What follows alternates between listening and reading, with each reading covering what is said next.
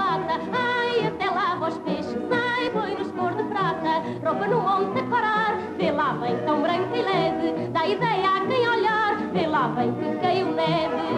Água fria da ribeira, água fria que o sol aqueceu.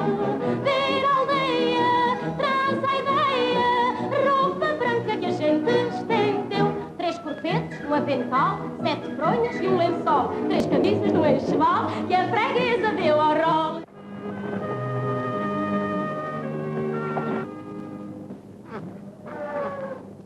Olha para aquilo.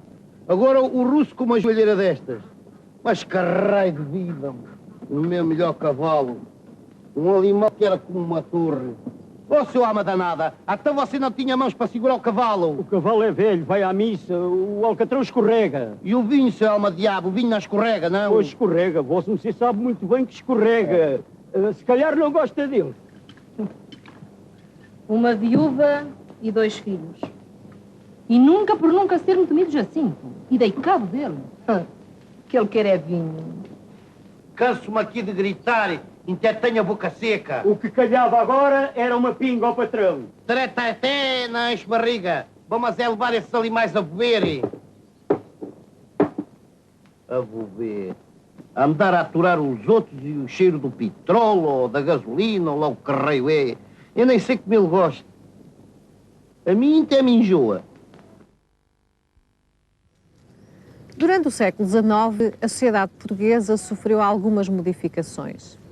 As tentativas de desenvolvimento do comércio e da indústria deram importância à burguesia, constituída em grande parte por industriais e homens de negócios. Foram eles que passaram a ocupar os principais lugares no governo, nas cortes e na sociedade em geral. Ao mesmo tempo que se dava este crescimento da burguesia, o clero e a nobreza perdiam privilégios e importância. Em 1834 foi publicada uma lei que expulsava do país os frades e os monges, tendo sido as suas casas e propriedades confiscadas a favor do Estado. A nobreza não perdeu os seus bens, mas passou a pagar impostos ao Estado. O operariado que vivia nas cidades em más condições vai ter um importante papel na sociedade a partir deste século. Além destes, havia ainda os portugueses que continuavam a viver nas aldeias e que completavam o quadro social do século XIX. Mas como viviam estes portugueses?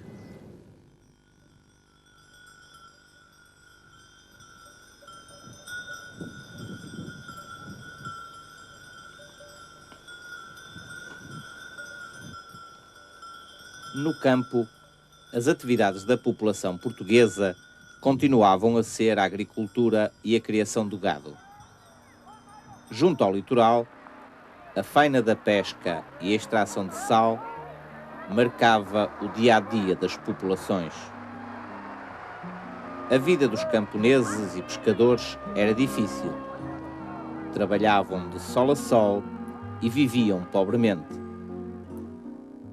A sua alimentação era à base de pão, batatas, sardinha e carne de porco.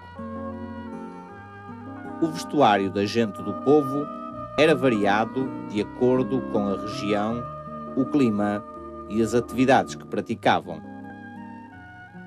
Nas regiões do interior, os homens usavam calças compridas, camisa, faixa e jaqueta ou colete. As mulheres usavam saia rodada, avental e faixa. Nas regiões do litoral, o vestuário era mais ligeiro e tanto homens como mulheres andavam descalços. A eira está intimamente ligada à vida das pessoas que viviam no campo. Pois era aqui, por exemplo, que elas secavam os cereais. Mas era aqui também que as pessoas se divertiam, pois quando terminavam os trabalhos agrícolas, cantavam e dançavam neste espaço. Aliás, os principais divertimentos estavam ligados aos trabalhos agrícolas e às festas religiosas. Com as feiras, onde vendiam os seus produtos, as romarias anuais e os trabalhos do campo, como a vindima e a desfolhada, que proporcionavam momentos de alegria e de convívio à gente do povo.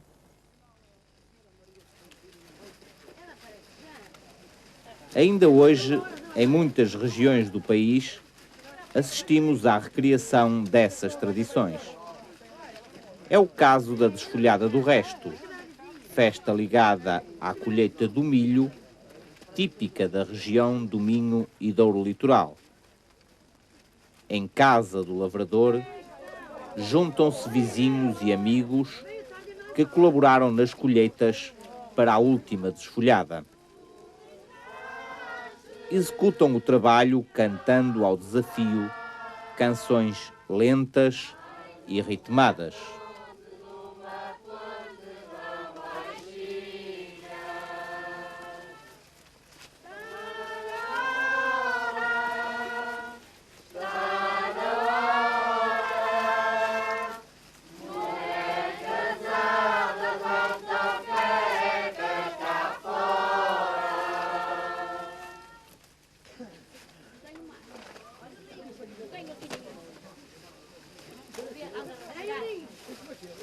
No final, é distribuído pão, vinho, castanhas, azeitonas e chouriço.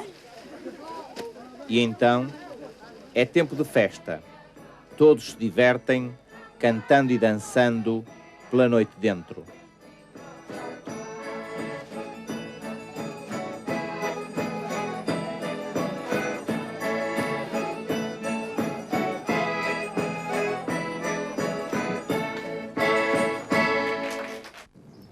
Nas grandes cidades, a vida era completamente diferente. O cotidiano era marcado pelo trabalho no comércio e na indústria. Divertiam-se frequentando o passeio público, o teatro, a ópera, os bailes, os jogos de salão e os cafés.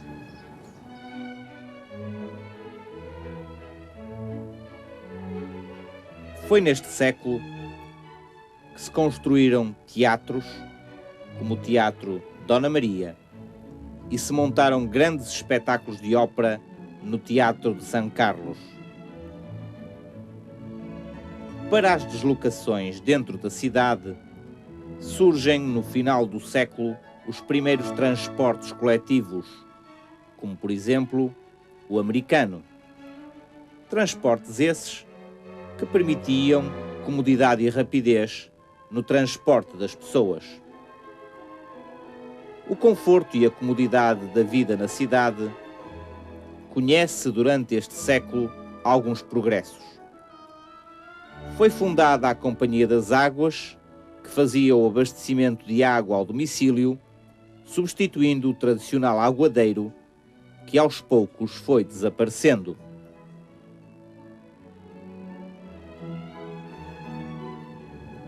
A iluminação da cidade de Lisboa nem sempre foi como é hoje. Desde 1770 que ela era feita a azeite e só a partir de meados do século XIX essa iluminação passou a ser a gás. A iluminação noturna da cidade de Lisboa veio provocar alterações na vida dos lisboetas. Os roubos e os assaltos diminuíram, em contrapartida aumentaram os passeios noturnos, aproveitando os lisboetas para frequentar mais os cafés e as casas de espetáculos. Estes novos hábitos da gente da cidade levou a que a moda das grandes capitais europeias fosse também seguida pelos portugueses. As mulheres da cidade vestiam ao gosto da moda francesa ou italiana, vestidos de saia comprida até aos pés e manga tufada. Os homens usavam calças direitas e casaco comprido cintado, colete, chapéu alto, bengala, sapatos pontiagudos e camisas com gravatas ou lenço ao pescoço. O retrato dos costumes e modo de vida neste século chegaram até nós pela descrição de grandes escritores como Almeida Garrett, Essa de Queiroz, Júlio Diniz, Camilo Castelo Branco. As notícias e as ideias políticas eram divulgadas através de jornais diários, muitos deles ainda hoje existentes. Casos do Diário de Notícias, do 1º de Janeiro, do Comércio do Porto e do Jornal de Notícias. A leitura dos livros e jornais era uma consequência da diminuição do analfabetismo, para o que muito contribuiu a ação da reforma de ensino exercida por Passos Manuel. A abolição da pena de morte para crimes civis em 1867 e a proibição da escravatura em todo o território nacional em 1869 foram das mais marcantes transformações ocorridas neste século. Na vida dos portugueses de hoje ainda permanecem marcas da vida do século XIX, quer a nível de monumentos, quer de costumes e tradições que são permanentemente revividos, sobretudo nas zonas rurais.